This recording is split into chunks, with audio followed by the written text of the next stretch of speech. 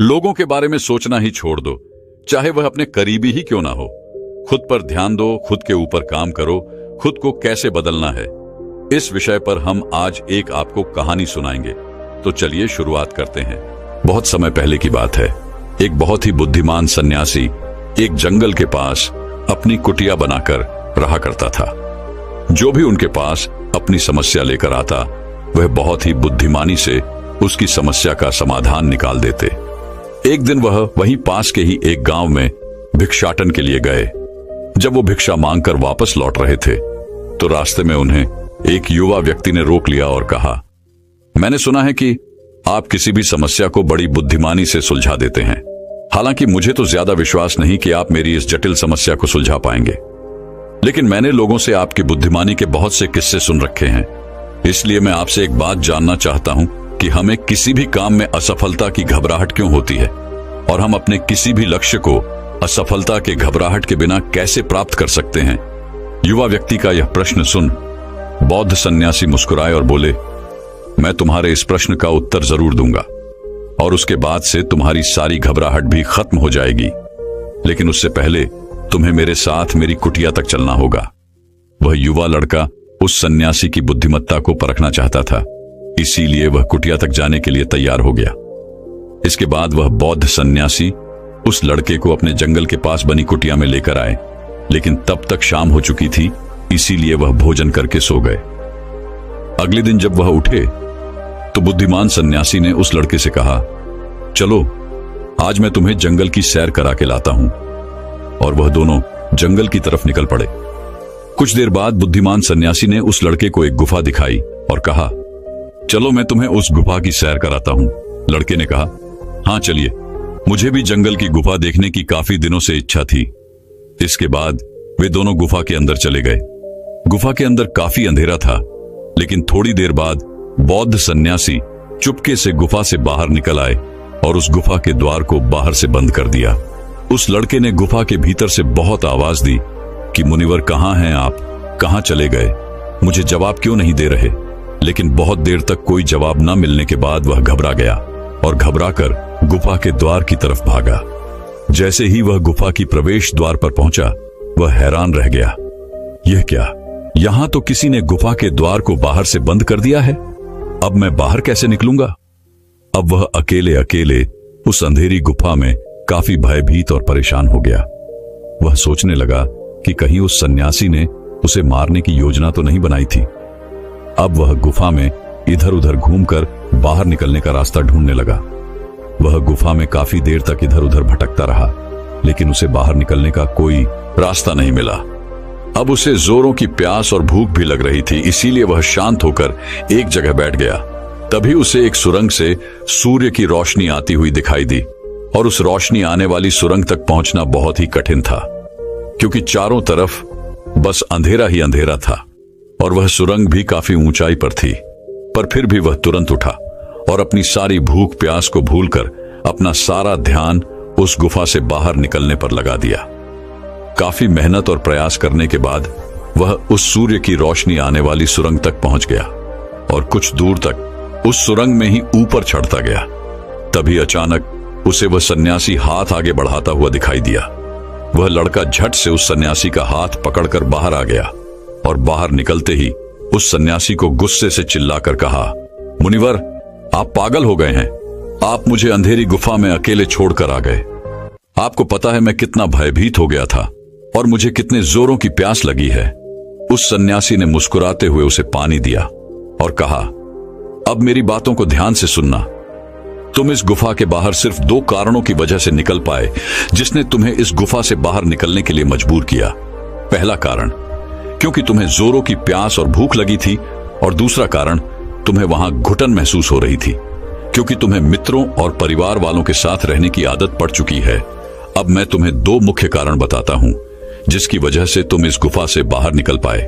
पहला कारण, क्योंकि तुम्हारे साथ वहां यह कहने के लिए लोग नहीं थे कि इतने अंधेरे में इतनी ऊंचाई पर तुम उस सुरंग तक कैसे पहुंच पाओगे, यह तो असंभव है। और दूसरा कारण, वहां यह कहने के लिए भी लोग नहीं थे कि चलो कोई दूसरा रास्ता देखते हैं, इससे भी आसान रास्ता मिल जाएगा और हम बहुत आसानी से इसको फिर से बाहर निकल जाएंगे। सफलता प्राप्त करने का नियम भी कुछ ऐसा ही है।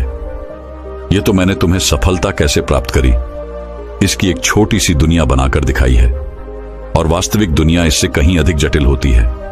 वहां हमें सलाह देने के लिए बहुत से फालतू लोग मिल जाते हैं जो खुद तो कुछ कर नहीं पाए, लेकिन हमें ज्ञान देंगे कि यह मत करो, यह बहुत कठिन है, यह तुमसे ना हो पाएगा, इससे अच्छा तो तुम वह काम कर लो, उसमें तुम्हें निश्चित रूप से सफलता मिल जाएगी।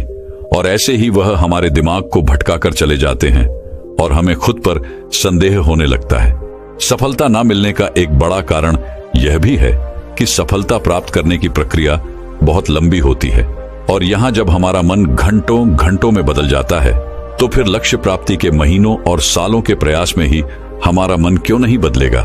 हमारा मन बदल ही जाता है और हम उस रास्ते को छोड़कर अलग अलग राष्ट्रीय अपनाने लगते हैं।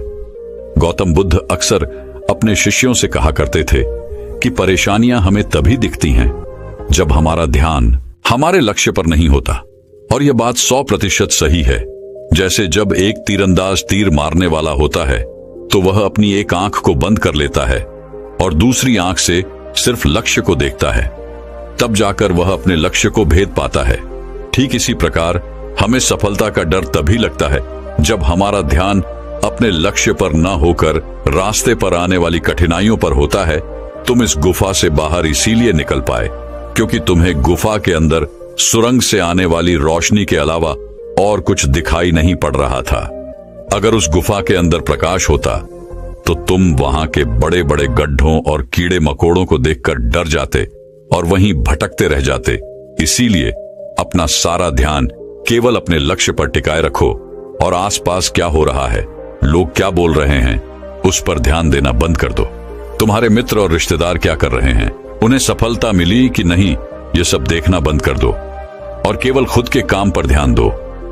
फिर देखना कि जब तुम्हारा समय आएगा तो लोग खड़े होकर तुम्हारे लिए तालियां बजाएंगे। और इतना कहकर वह बुद्धिमान सन्यासी मौन हो गए। उस युवा लड़के ने कहा, मुनिवर, आपने तो आज मेरी आंखें ही खोल दी। आपने कही हर एक बात में ही मुझे बुद्धिमानी नजर आई। आप सच में बहुत बुद्धिमान हैं, इसीलिए सभी आपको बुद्धिमानी का लोहा मानते हैं। मैं आपको वचन देता हूं कि आज से मैं मेरे मन को कभी भी असफलता के डर से नहीं सताऊंगा। मैं अपना पूरा ध्यान सिर्फ अपने काम पर लगाऊंगा और जल्दी ही एक सफल व्यक्ति बनकर दिखाऊंगा। इतना कहकर उस लड़के ने बुद्धिमान सन्यासी का धन्यवाद किया और वापस अपने गांव चला गया। तो दोस्तों, चलिए इसके बाद की इससे भी अच्छी कहानी की शुरुआत करते हैं। पुराने समय की बात है। नगर में रहने वाला सबल नाम का एक लड़का अपनी जिंदगी से बहुत निराश था। उसकी निराशा का कारण यह था कि वह अब तक कुछ भी नहीं कर रहा था।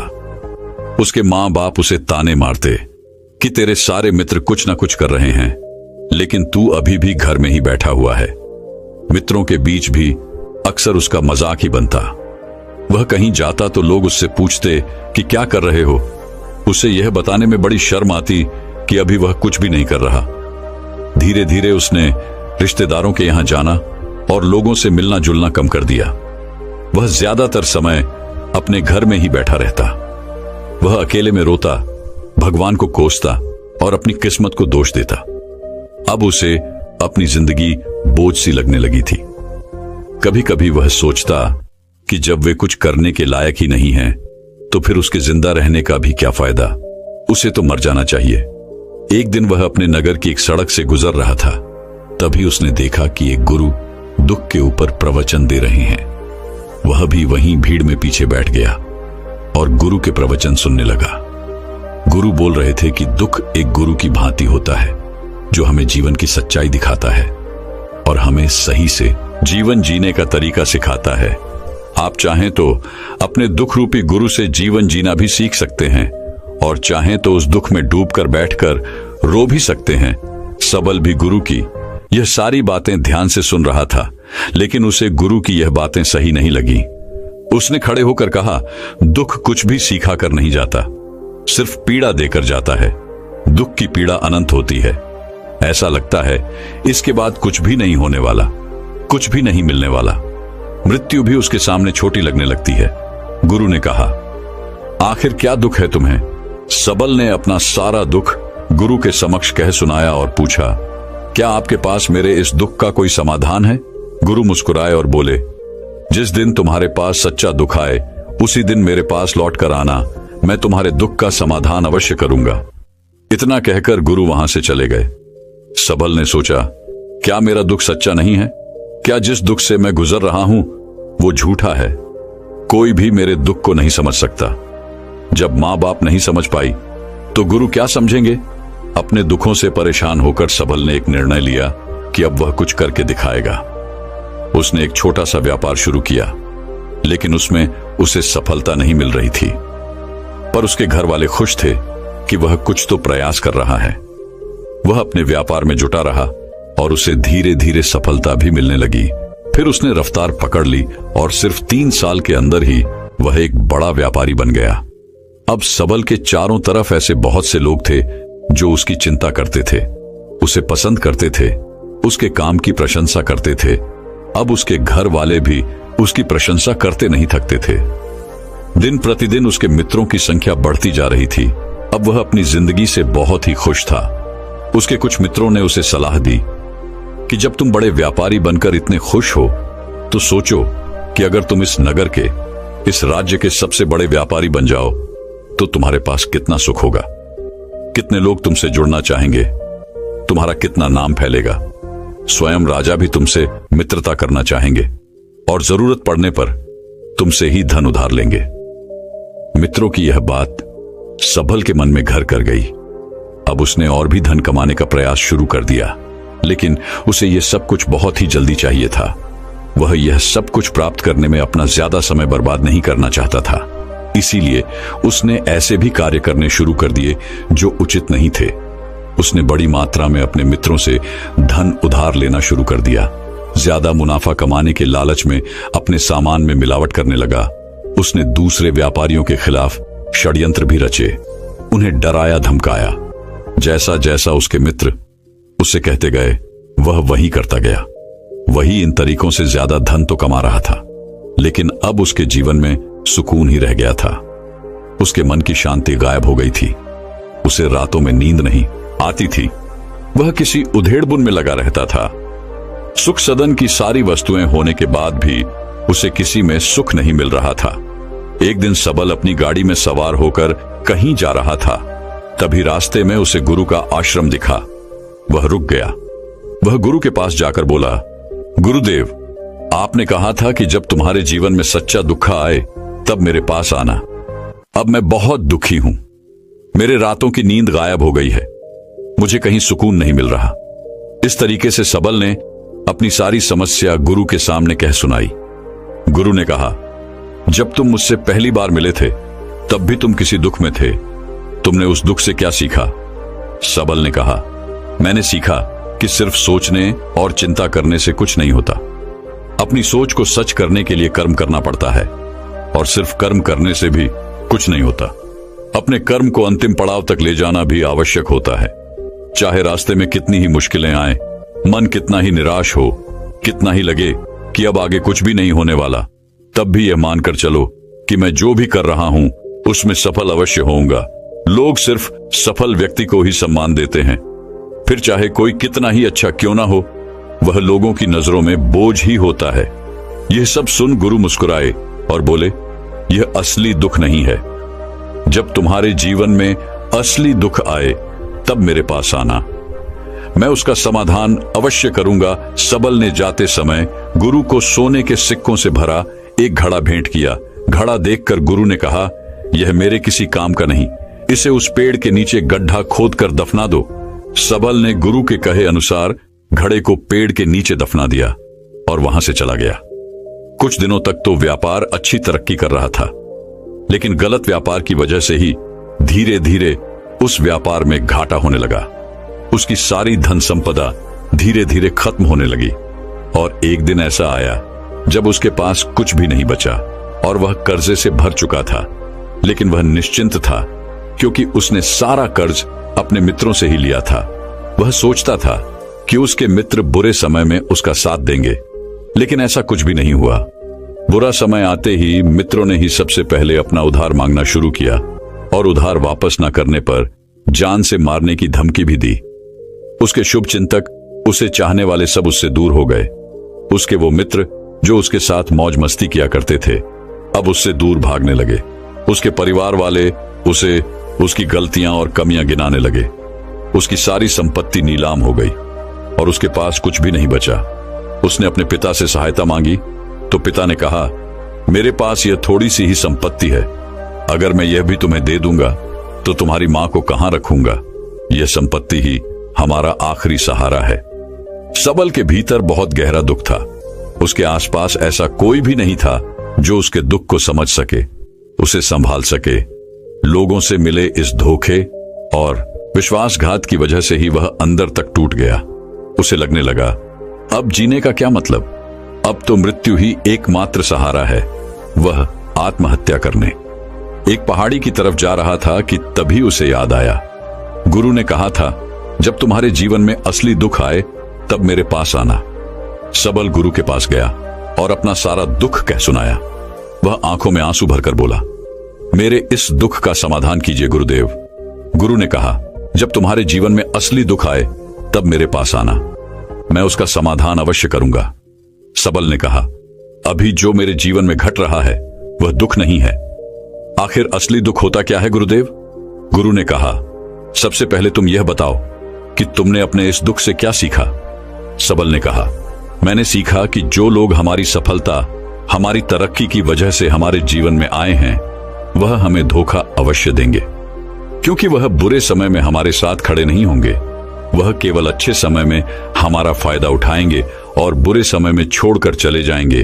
भरोसा केवल उन्हीं लोगों पर करना चाहिए जो हमारे बुरे समय में, असफलता के समय में हमारे साथ खड़े रहते हैं। लेकिन ऐसे लोग बहुत ही कम होते हैं, पर जिसके पास होते हैं उन्हें उनकी कद्र करनी चाहिए, उनका अपमान नहीं करना चाहिए। मैंने यह भी सीखा कि कभी किसी के खिलाफ षड्यंत्र नहीं करना चाहिए। ईमानदारी और धैर्य के साथ अपना काम करना चाहिए और कभी लालच नहीं करनी चाहिए। अपना सारा दुख और अनुभव बताने के बाद सबल आंखों में आंसू भरकर गुरु के सामने बैठा रहा। थोड़ी देर बाद गुरु उठे और उस पेड़ के नीचे गड्ढा खोदकर वह घड़ा बाहर निकाला जो सोने के सिक्कों से भरा हुआ था और उस सबल को दे दिया और कहा, जब तुम्हारे जीवन में असली दुख आए तब मेरे पास आना। सबल ने गुरु को धन्यवाद दिया और उन्हें प्रणाम कर वहां से चला गया। उसने उस घड़े से एक छोटा व्यापार शुरू किया और वह एक छोटा व्यापारी बनकर भी खुश था। उसने पूरी लगन और ईमानदारी से व्यापार किया। देखते ही देखते वह अपने नगर का फिर एक बड़ा व्यापारी बन गया। उसका जीवन खुशियों और सुविधाओं से भर गया। लेकिन कोई कितना भी अच्छा हो, कितना भी अच्छा काम करे, दान करे, लोगों की मदद करे, लेकिन जीवन में दुख तो आता ही है। तो सबल के जीवन में भी दुख आया। उसके माता पिता एक ही दिन में मृत्यु को प्राप्त हो गए। सबल अपने माता पिता से बहुत प्रेम करता था, इसलिए उसे उनकी मृत्यु से बहुत गहरा आघात पहुंचा। वह उन दोनों के पार्थिव शरीर को शमशान घाट ले गया जहां उनकी अंतिम क्रिया की गई। वहां उसने अपने माता पिता के शरीर को जलते हुए देखा तो उसका मन बेचैन हो गया। उसके अंदर बहुत से प्रश्न उठने लगे। वह घर वापस आया तो उसने अपने माता पिता के घर और संपत्ति को देखा जिसके लिए उसके पिता हमेशा लड़ते रहते थे। आज वो लावारिस पड़ी है। आज उसकी देखरेख करने वाली, उसके लिए लड़ने वाली इस दुनिया से ही चले गए। उसके पिता ने जो भी कमाया था, जो भी बनाया था, वह सब यही रह गया था। एक दिन पहले तक किसी से भी अपनी संपत्ति के लिए लड़ जाने वाले उसके पिता आज खुद इस दुनिया से अलविदा हो गए थे। उसका मन इसी तरह के अनेक विचारों के बवंडर में फंसा हुआ था। उसे अंदर से अकेलापन और डर महसूस हो रहा था। उसे कुछ खालीपन सा महसूस हो रहा था। उसे लग रहा था कुछ तो है जिसे वो समझ नहीं पा रहा। इसीलिए वो गुरु के पास गया। उसे देखते ही गुरु ने कहा, क्या जीवन में कोई दुख है? सबल ने कहा, वैसे तो जीवन में कोई दुख नहीं है गुरुदेव, सब सुख है, सब अच्छा चल रहा है। लेकिन आज मेरे माता पिता की मृत्यु हो गई। इस घटना से मेरा मन बहुत दुखी और बेचैन है। गुरु ने कहा, इसमें दुखी होने वाली कौन सी बात है? एक दिन तो सभी के प्रियजनों को मरना ही है। हमेशा जीवित न तो कोई रहा है और न ही कोई रहेगा। एक दिन तो तुम्हें भी मरना ही है। हो सकता है कल ही मर जाओ या आज भी मर सकते हो। सबल ने कहा, यह आप क्या कह रहे हैं गुरुदेव कि मैं भी मर जाऊंगा? पर मैं तो अभी जवान हूं, गुरु ने कहा। इस भ्रम में तो सभी जी रहे हैं कि मृत्यु दूसरों को आती है, बूढ़ों को आती है, लेकिन बूढ़ों के सामने ही जवान मर जाते हैं, बच्चे मर जाते हैं। मृत्यु का किसी की उम्र से कोई संबंध नहीं, यह तो सबको अपना शिकार बना लेती है। गुरु की यह बातें सबल के मन में घर कर गई और वह चुपचाप वहां से चला गया। लेकिन उसका मन अभी बेचैन था, अब भी अशांत था। वह कुछ खालीपन सा महसूस कर रहा था। वह पूरे दिन अपने बारे में ही सोचता रहता कि वह कौन है, इस दुनिया में क्यों आया है, क्या सिर्फ चीजों का प्रयोग करना और मरना ही जीवन का लक्ष्य है। ऐसे ही बहुत से प्रश्न उसके मन में लगातार उठ रहे थे, लेकिन उसे अपने किसी भी प्रश्न का उत्तर नहीं मिल पा रहा था और उसका दुख दिन प्रतिदिन बढ़ता जा रहा था। इसीलिए कुछ दिनों बाद वह फिर गुरु के पास पहुंचा और बोला, गुरुदेव, मैं बहुत दुखी हूं क्योंकि मैं यह नहीं जान पा रहा कि मैं कौन हूं और इस दुनिया में क्यों आया हूं। यह सुन गुरु मुस्कुराए और बोले, आज पहली बार तुम्हारे जीवन में सच्चा दुख पैदा हुआ है। वास्तव में यही है जो दुख कहलाने के लायक है, कि हमें पता नहीं कि हम कौन हैं, क्यों आए हैं, क्या करना है, कैसे करना है। सबल ने कहा, गुरुदेव, मेरे इस दुख का समाधान कीजिए। गुरु ने कहा, हम सभी इंसान जीवन भर क्या इकट्ठा करते रहते हैं? सबल ने कहा, हम सभी इंसान जीवन भर धन, संपत्ति, मान सम्मान, परिवार, मित्र, पद प्रतिष्ठा इत्यादि इकट्ठा करते रहते हैं। गुरु ने कहा, क्या इन इकट्ठा की हुई सभी चीजों में से एक भी चीज हम अपने साथ ले जा सकते हैं? सबल ने कहा, नहीं गुरुदेव, इनमें से कुछ भी साथ नहीं जाता। मेरे माता पिता के साथ भी कुछ नहीं गया, सब तो यही छूट गया, घर, परिवार, संपत्ति, सब कुछ। गुरु ने कहा, अब मेरी बातों को ध्यान से सुनना। इस दुनिया में हमें जो इकट्ठा करना चाहिए वो तो हम कभी इकट्ठा करते ही नहीं। चीजें हमारे सामने ही होती हैं, लेकिन हम उन्हें देखने का प्रयास ही नहीं करते। इस दुनिया में हमें जिस चीज को इकट्ठा करना है वह हम खुद हैं। हमें खुद को ही इकट्ठा करना है ताकि जब मृत्यु हो तो हम एक हो सके और स्वयं को पहचान सके। हम भीतर से बटे हुए हैं, प्रेम में, नफरत में, क्रोध में, जलन में, क्रूरता में, धन में, संपत्ति में, पद में, प्रतिष्ठा में, मान में, पहचान में, धर्म में, जाति में। ऐसे ही सैकड़ों हजारों चीजों और वासनाओं में हम बटे हुए हैं। हम टुकड़ों में जीवन जी रहे हैं। इस बंटवारे की वजह से हमारी चेतना कभी एक नहीं हो पाती। हमारी चेतना शक्ति बिखर गई है, इसलिए हमारे पास इतना भी समय नहीं है, इतनी भी ऊर्जा नहीं है कि हम मुड़कर एक बार अपने भीतर देख सकें। वास्तव में जिस धन की कमी, सुविधाओं की कमी, मान सम्मान की कमी को लोग दुख समझते हैं और जीवन भर उसे दुख दुख बोलकर रोते रहते हैं और उनका समाधान खोजने का प्रयास करते रहते हैं, उन्हें उसका समाधान कभी मिलेगा ही नहीं, क्योंकि जिन्हें लोग दुख कहते हैं वो असली दुख है ही नहीं। वो तो सिर्फ इंसान की चाहत है, उसकी इच्छा है, जिसकी पूर्ति कभी नहीं की जा सकती। इसीलिए यहां व्यक्ति को ऐसे दुखों का कभी समाधान मिला ही नहीं। इसीलिए इन सब के ऊपर अगर अपने दुखों का परम समाधान चाहिए तो सबसे पहले अपने आप को इकट्ठा करो, अपनी ऊर्जा को इस संसार से वापस खींचो और एकत्रित करो। अपने ऊपर ध्यान दो, खुद पर ध्यान लगाओ। मृत्यु से पहले ही अपने आप को पहचान लो, ऐसे ही बिखरे हुए मत चलो। सबल ने कहा, तो क्या गुरुदेव, हमें यह संसार छोड़ देना चाहिए? अपनी सभी इच्छाओं को मार देना चाहिए? किसी से प्रेम नहीं करना चाहिए? धन संपत्ति नहीं इकट्ठा करनी चाहिए?